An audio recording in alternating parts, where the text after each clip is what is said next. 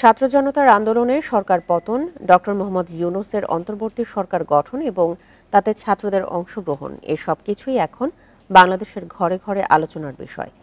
কিছুদিন আগেও রাজনীতি নিয়ে সবচেয়ে উদাসীন ছিলেন যে মানুষটি, তারও ভাবনায় এখন সমসাময়িক পরিস্থিতি।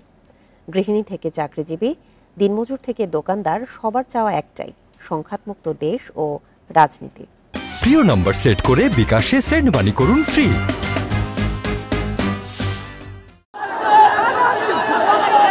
কোটা সংস্কারের দাবিতে শুরু হওয়া ছাত্র আন্দোলন এক পর্যায়ে রূপ নেয় তীব্র গণ আন্দোলনে।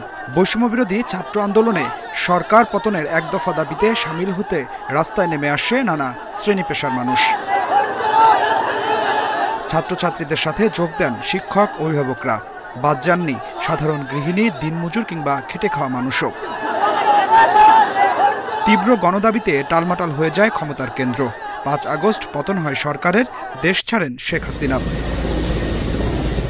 ছাত্রদের দাবিতে বিদেশ থেকে দেশে ফিরে দায়িত্ব নেন নোবেল বিজয়ী ডক্টর মোহাম্মদ ইউনূস।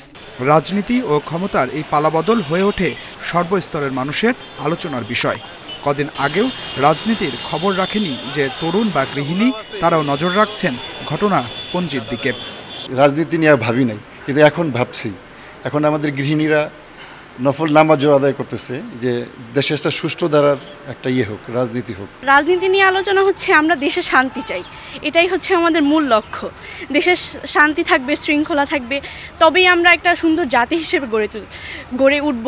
এখন মানুষ চাচ্ছে একটা পরিবর্তন হোক, একটা সুন্দর সরকার আসুক, সবাই মিলে দেশটা পরিচালনা করুক, আমরা যেন বলতে পারি আমরা বাংলাদেশি।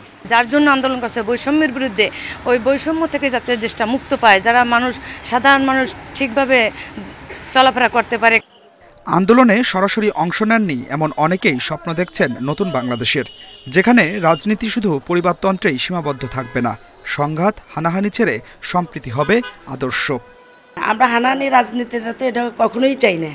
আমরা তো বললামই যে একটা সুন্দর, একটা যেই আসুক না কেন, সুন্দর মতো দেশটা চালাক। সরকার আসছে, আমরা খুব খুশি, খুব আনন্দিত যে উনি ভালোভাবে দেশটাকে চালাক, দেশটাকে অস্থিরতা থেকে সে সব কিছু ঠিকঠাক করে আনুক। কোনো অন্যায় থাকবে না, সব কিছু সুষ্ঠুভাবে হবে, যেখানে জনগণ স্বাধীনভাবে চলতে পারবে, এবং এরকম একটা রাজনীতি আমরা চাচ্ছি। অন্তর্বর্তী সরকারে ছাত্রদের অংশগ্রহণ ভিন্ন মাত্রা এনেছে রাজনৈতিক আলাপে, যাকে ইতিবাচক হিসেবে দেখছেন সাধারণ মানুষ। Adilur Rahman, independent news, Dhaka.